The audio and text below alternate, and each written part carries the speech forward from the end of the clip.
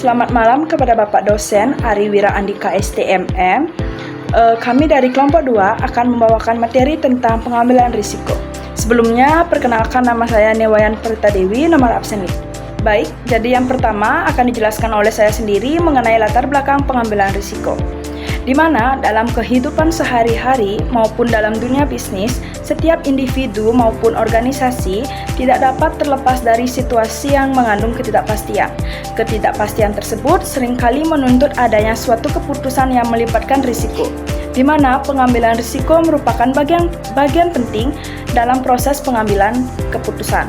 Karena setiap pemilihan yang diambil memiliki kemungkinan hasil yang berbeda, baik yang menguntungkan maupun yang merugikan. Oleh karena itu, penting untuk memahami konsep pengambilan risiko secara lebih mendalam, termasuk jenis-jenis risiko, faktor yang mempengaruhi, serta strategi dalam mengelola risiko tersebut. Baik, materi yang kedua akan dijelaskan oleh saya sendiri, yang dimana mengenai pengertian pengambilan risiko.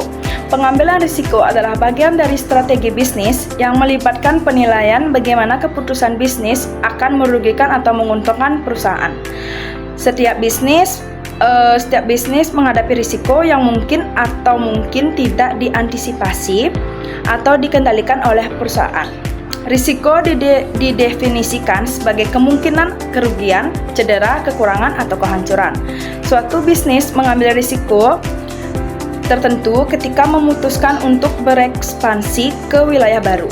Misalnya karena pada awalnya tidak dapat mengetahui apakah akan menghasilkan keuntungan yang cukup di wilayah baru tersebut untuk menutupi biaya ekspansi bisnis.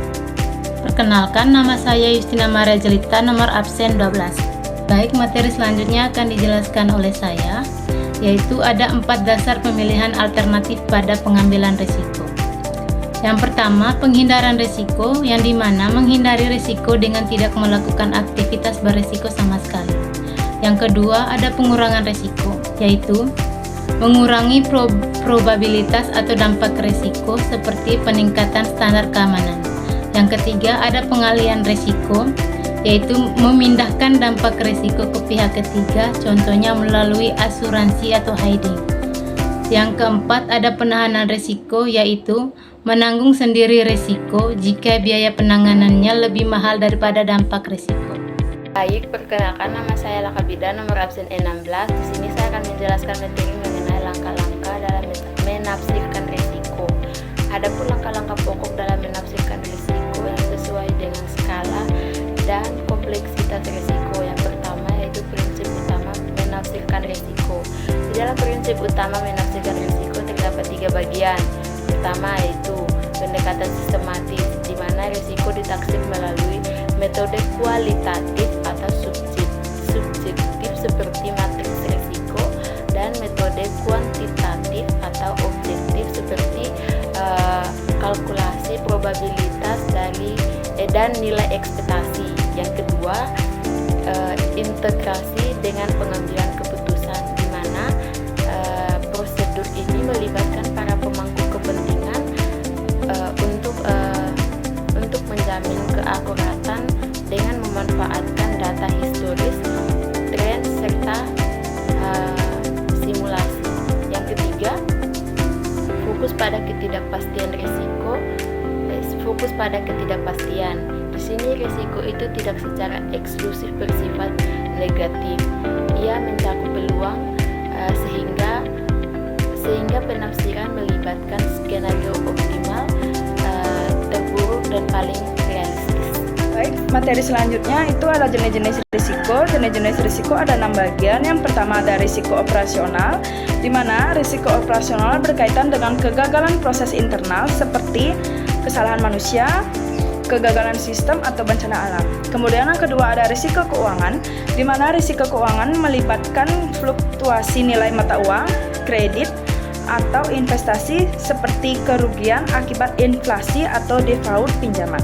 Kemudian yang ketiga ada risiko strategis, yang dimana terkait dengan keputusan jangka panjang seperti perubahan pasar, persaingan, atau regulasi yang mempengaruhi tujuan bisnis.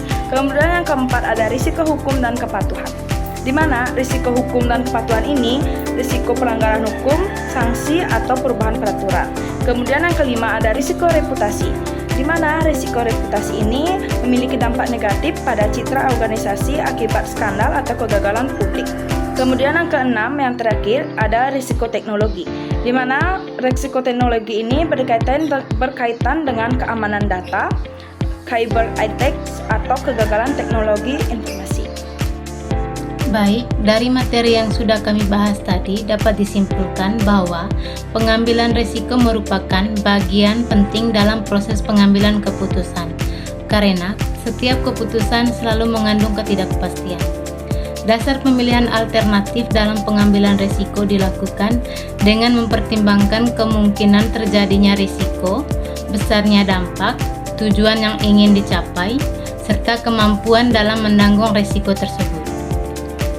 Proses pengambilan risiko dilakukan melalui beberapa langkah, yaitu mengidentifikasi risiko, menganalisis dan mengevaluasi alternatif yang ada, menentukan keputusan terbaik, serta mengendalikan dan mengevaluasi risiko yang diambil. Baik, sekian presentasi dari kelompok kami. Jika ada kesalahan kata, baik disengaja maupun tidak sengaja, kami mohon maaf. Sekian dan terima kasih.